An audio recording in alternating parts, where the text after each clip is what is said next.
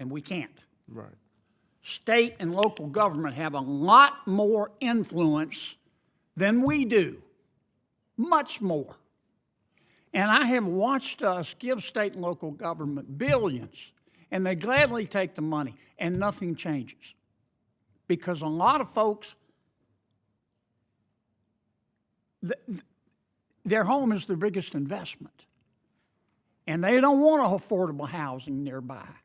And some of them don't want any new housing nearby because of the pressure it puts on infrastructure. If we're serious about increasing housing starts in America,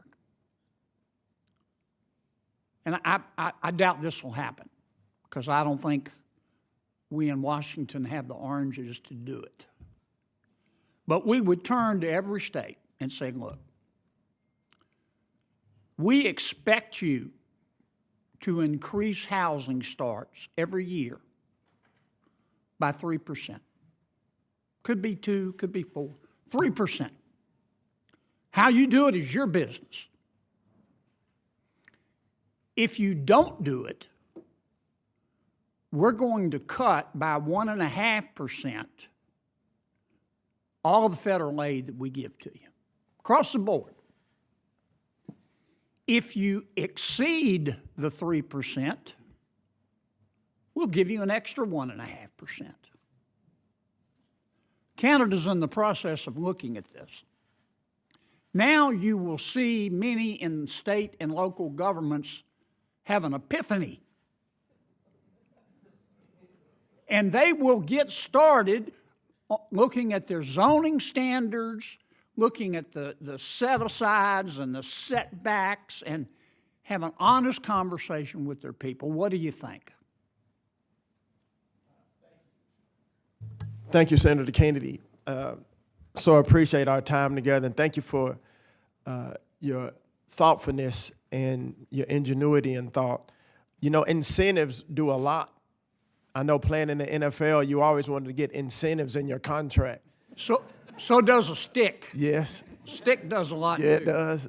You know, the incentives we had back in the day were a lot less than the incentives I see these players getting now. But anyway, I think that returning that control back and encouraging innovativeness and encouraging that accountability back to the states, I think is a great idea. And I want to hear more about that with you, but I do believe that when we incentivize growth, we incentivize building, we incentivize, you know, certain aspects when it comes to affordability, you know, competition always brings out the best.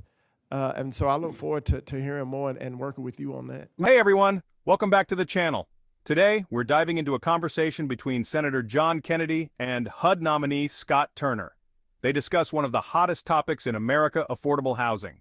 From rising costs to new proposals, I've got the key takeaways for you. Make sure to hit that subscribe button and turn on notifications. Let's get into it. Senator Kennedy didn't hold back. He pointed out how Washington has spent billions on affordable housing over the past decade. But instead of progress, we're going backward.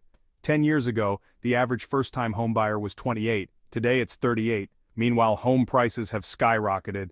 A house that cost $304,000 4 years ago now costs $423,000. Kennedy's message: throwing money at the problem hasn't worked. State and local governments hold the real influence. Here's where Kennedy gets creative. He proposed a bold idea to get states more involved in solving the housing crisis. States would need to increase housing starts by 3% each year. If they hit that target, they get extra federal funding. If they miss it, their federal aid gets cut. Simple, right? Incentives for success, penalties for failure. Should we try this approach in the U.S.? Drop your thoughts in the comments below. Scott Turner supported giving more control back to states. He emphasized accountability and competition drive innovation. Turner highlighted the power of incentives. Competition always brings out the best. And you know what? He's right. In sports, business, or housing, incentives matter. If you're enjoying this, hit that like button. It really helps the channel grow. But housing costs aren't the only challenge. Kennedy highlighted rising insurance costs. From floods to fires, rates are climbing. It's not just California, it's Appalachia, Florida, Louisiana. He proposed a national insurance program, but it's not about subsidies, it's about responsible underwriting and affordable premiums. So what's the takeaway? Senator Kennedy and Scott Turner outlined big ideas for fixing the housing crisis. From incentivizing states to tackle zoning issues to addressing the rising cost of insurance, They're pushing for real solutions. But none of this will happen without strong leadership and accountability. It's up to us to stay informed and hold our leaders to their promises. If you found this video helpful, subscribe for more breakdowns. Thanks for watching, and see you in the next one.